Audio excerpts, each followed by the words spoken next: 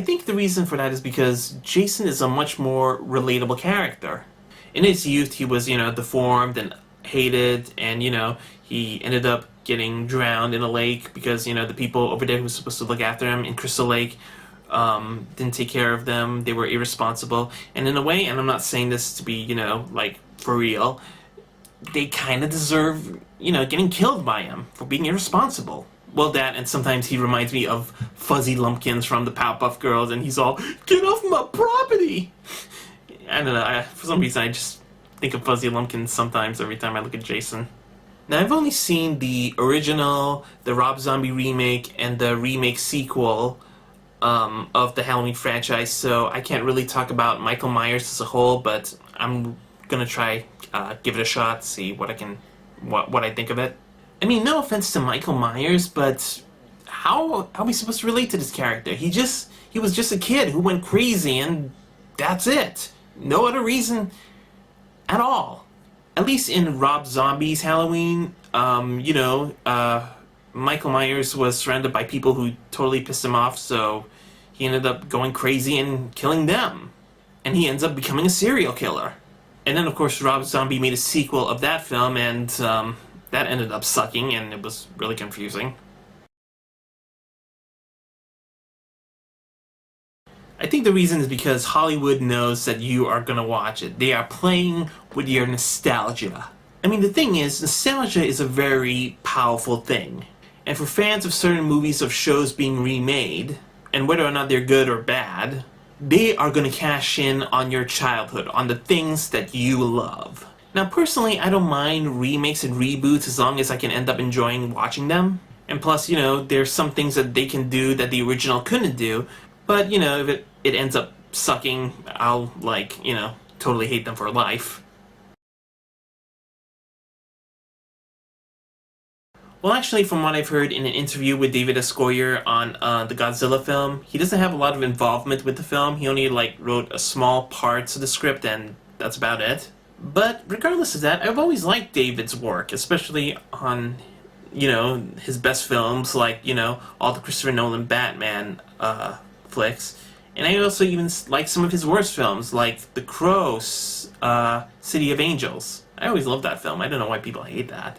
But then again, I heard the guy did, really bad films like Nick Fury, Agent of S.H.I.E.L.D., starring David Hasselhoff. And I'm not gonna lie, I want to watch that movie. My favorite video game console is the Sega Genesis. It had some of my favorite games like Flashback, Quest for Identity, the Street of Rage series, the Sonic the Hedgehog games, Mortal Kombat, X-Men, the Golden Axe series, and Strider. There are many games on the Sega Genesis that I find awesome. Now, here's a question for you. Do you think any other film has a certain similarity to that of Evangelion? I mean, personally, the movie Pacific Rim looks like it's heavily influenced by old-school mecha shows, not Evangelion. Because the thing is, when it comes to the works of Guillermo del Toro, I think that's how they say his name, he likes to keep his story simple while having a really big imagination. And plus, I don't think Guillermo del Toro can handle Hideaki Anno's religious and overdramatic storytelling. I mean, do you think that people want to have a Shinji Ikari wannabe saving the world with a giant robot? I think I'd rather have Godzilla eat me than have that happen. Now, Kefka and Sephiroth are actually two very similar characters. I mean, they're both evil.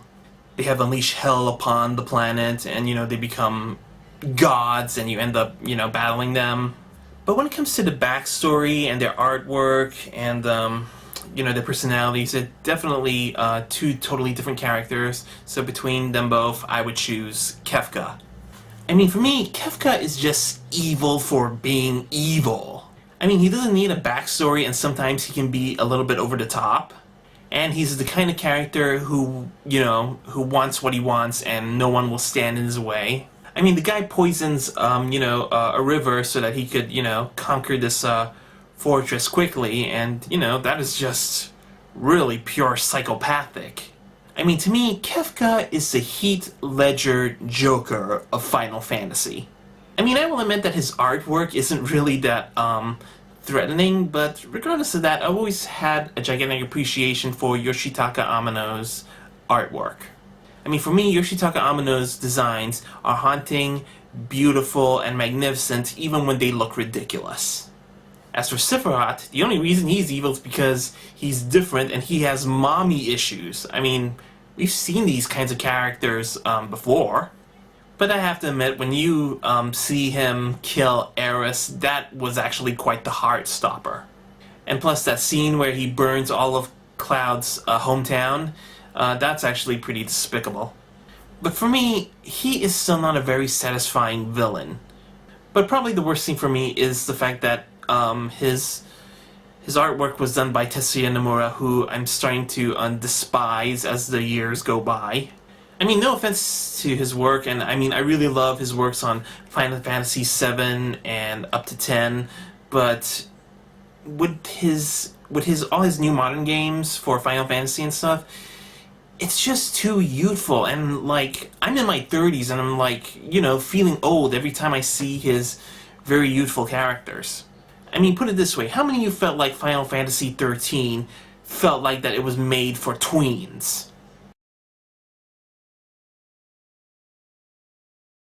Dude, if somebody made a remake of Elfen Lied, I absolutely avoid it.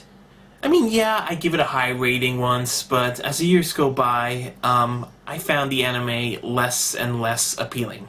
So if they ever remake it, I could care less who's directing it, and, you know, I have no reason why. Now, I actually consider Hayao Miyazaki to be the second best director, because for me, my first favorite director, the best that I know, is Yoshiaki Kawajiri, the director of Ninja Scroll and Vampire Hunter D. I just really love his movies because they're all tough guy movies. I mean, for me, he has everything I want in a good old-fashioned tough guy movie. I mean, there's, of course, your tough guy, your voluptuous women, an amazing storyline, and a love for Western movies. Not to mention that he is the only anime director who is accepting towards English dubbing. And now he uses English dubbing first over the Japanese dub. I mean, you tell me if there's any anime director who would choose the English dub over the Japanese dub. I bet that's like, you know, a rarity. But probably the only director who I think equals the qualities of Hayao Miyazaki is Mamoru Hosoda, the director of The Girl Who Leapt Through Time, Summer Wars, and the upcoming Wolf Children. Now, I've only seen Summer Wars, but just by that movie alone, I can tell that Hosoda is like a very modern-day fairy tale storyteller, while Hayao Miyazaki is more of a classic storyteller rather than a modern-day guy. Plus, to me, Hosoda seems to be more connected to the people and, you know, the modern-day trends of today. And he uses that to his advantage to his movies, especially with Summer Wars and the internet, and well, you have to watch the movie yourself to believe me. Now, I don't want to say Yoshiaki Kawajiri and Mamoru Hosoda are better directors, but all I'm saying is these are directors who gave me something different and something that I want, which Hayao Miyazaki isn't giving me. But regardless of that, I think Hayao Miyazaki is still a brilliant director. I think for me, Claymore deserved a second season. Now, as much as I enjoyed the show, it did leave me on a happy cliffhanger. And to be honest, I wanted to see more what happens after those events. Like, what about Claire and Rocky's relationship? Or will the villains kill all the Claymores? Or will the Claymores go to war with the organization that they work for?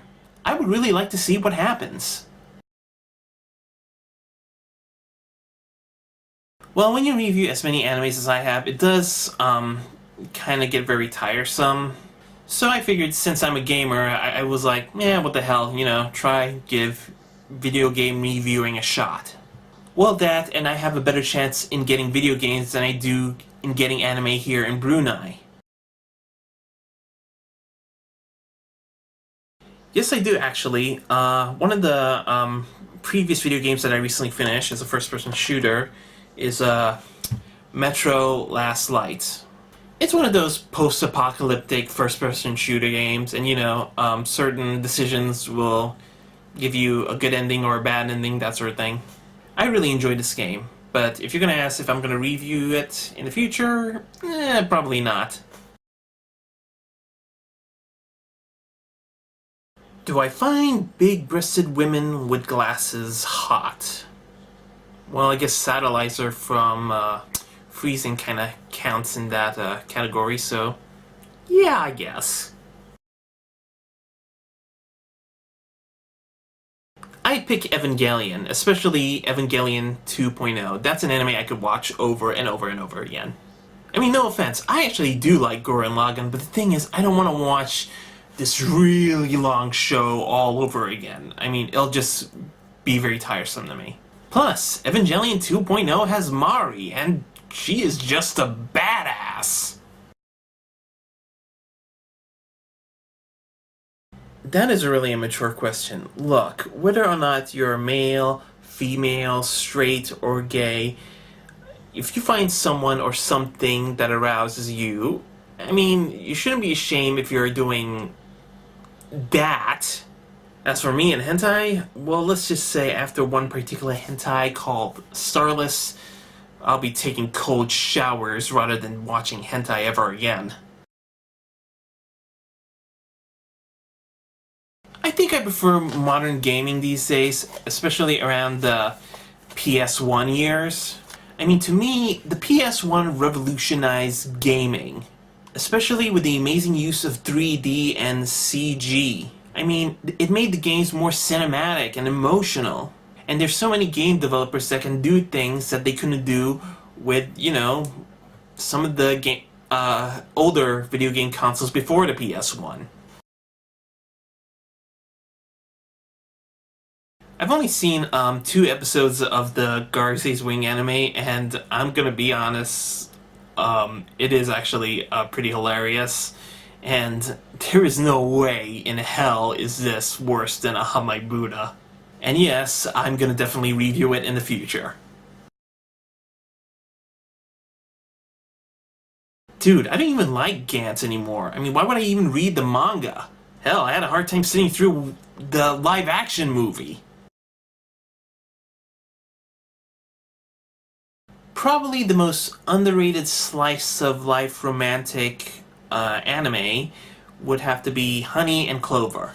It's a story about these 2 college guys falling in love with this art designer. Plus, you should see this anime's opening. It's really creative in designing food. Now, I've never seen any Soul Eater, but I have seen only the first season of Naruto, and I have to be honest, I do find Naruto annoying, only in English dub. In the Japanese dub, he was just okay. I would like to see a death battle between Dante from Capcom's Devil May Cry versus Dante from Ninja Theory's DMC Devil May Cry. I mean, I know fans have been bitching and moaning about how much they hate the new Dante, but to be honest, I think he is as equal as Dante from the original, and I would like to see if they are a match in the games, so I really want to see them fight each other. Actually, after you told me this question, I decided to check these anime reviewers out, and I have to admit, these are very talented anime reviewers. I like Hollow of Dawn's angry sense of humor. Latin Crow TV has some really great video editing. And plus, I love Lullaby Rose's 5-minute reviews. They were short, precise, and straight to the point. But unless they find like YouTube partners or find a way not to get copyright infringement, the chances are their videos, will get torn down. I mean, I don't want to sound like they're buzzkill, but it's the truth. The weirdest food that I probably ate is an octopus, I guess? I mean, the tentacles and the big squiggly head things eating from there. Yeah, it really is weird to me.